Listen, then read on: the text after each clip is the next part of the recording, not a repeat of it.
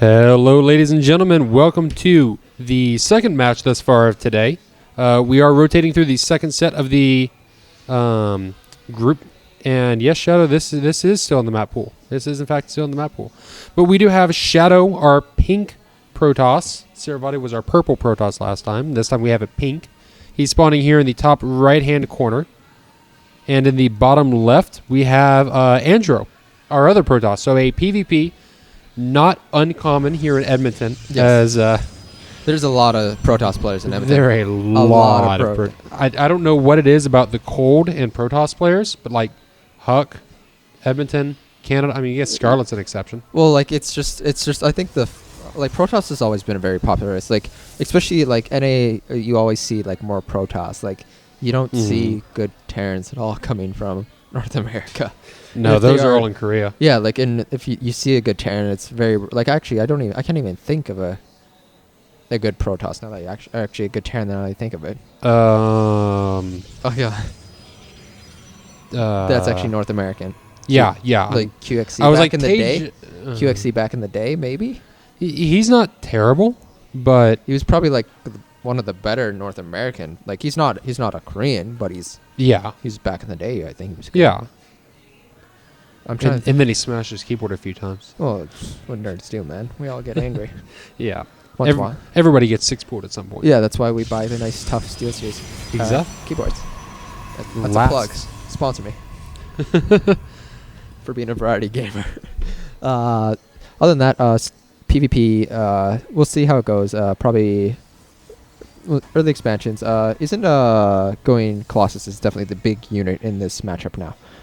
Getting to that like more mass number of Colossus, like you harass a poker a little bit, and also DTs are really popular. I find what I've actually watched, because I still watch StarCraft occasionally, only like the big tournaments with all the hype around them though.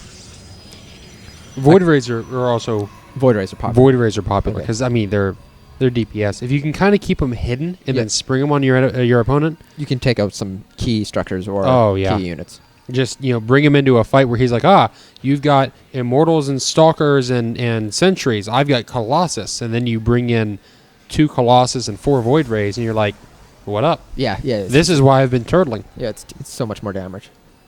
So we've got Warp Gate coming out from Shadow. Andro going a little interesting. He's just now gotten his second gas. Supply block for a couple seconds there. And he was, now he's got Warp Gate going.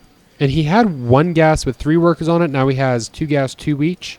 Mm-hmm. Whereas Shadow immediately started with 2 gas, 2 each, and now has even gone 3 onto one of them. Mm-hmm. So that's a little bit of, Shadow's going to have a little bit of a gas lead just early on. And it just kind of feels like he's, just got more, feels like Andrew's behind in terms of economy. I don't know why. He's up a probe. Mothership Core is done already for Andro versus Mothership Core just got started for Shadow. Right. That's the big thing. That's the big thing. So he's looking to move out and defend with the Mothership Core. Yep. Have a little bit more power and moving and everything. Looks like he's looking for the pylon there, which is what we see as well. Yep. And the big thing is you saw Shadow going for 3 gateways instead of Andro, who's only got 1 gateway. Yeah. And Shadow with the Warp Gate, about 45 seconds away from finishing, and he's got, he still has that pylon, so managed to hold on to it. Yeah, and it's going to be 3 gates versus just the 1 gate and an expansion coming out of Andro. So if Shadow does look to do some early pressure, which he is looking to do that, and then he's also got his Warp Gate just about to finish. So like he should be able to cause a little bit of pressure and see if he could stop that expansion going up for Andro. Yep. Which gives him a huge advantage. And now we see Andro dropping another gateway and a robo, which is kind of like that standard build that we were talking about earlier on in the game. Is like, let me get up to my Colossus so I can just crush you. Exactly. And Andro is a Protoss that loves to play the late game. I wouldn't say he's an Hydra Protoss in that, he rages or hates cheese or anything. Yeah. And Shadow here coming in, giving a big hard push. And right now there's nothing Andro can do.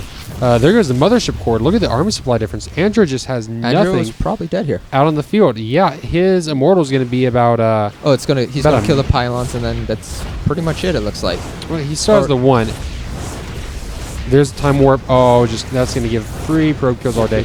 And yeah, Shadow's just going to... He's expanding behind this, but he is also just continuing to warp in more and more Stalkers saying, why not? Let's go for it.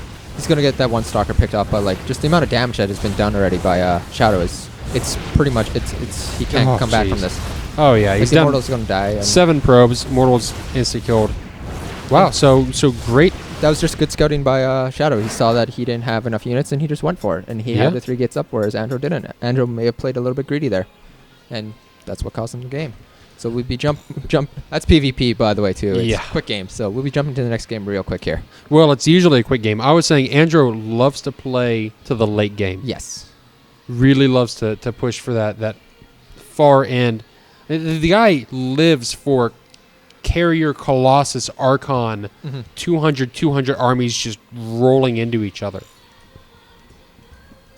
Star Station is our next map. Do you wanna make that? You've got it. And Andro is that he's the rarity in Protoss in that he'll try to stall the game as much as possible. But I think Shadow said, you know what? I know exactly that you love to do that, and you're probably going to be going kind of a greedy economic build to get to that end game. Yeah. I'm just gonna hit you early on with a 3-gate mothership core. Expand behind it just in case, and have the right amount of units to take it. Yep. Like, and he had that pylon that never got taken either. Like right, that early pylon. Like that's just one of those little things that just kind of snowballed everything to his advantage. Yep, and if he had been able to take care of that pylon earlier, maybe we would have seen something different. But exactly.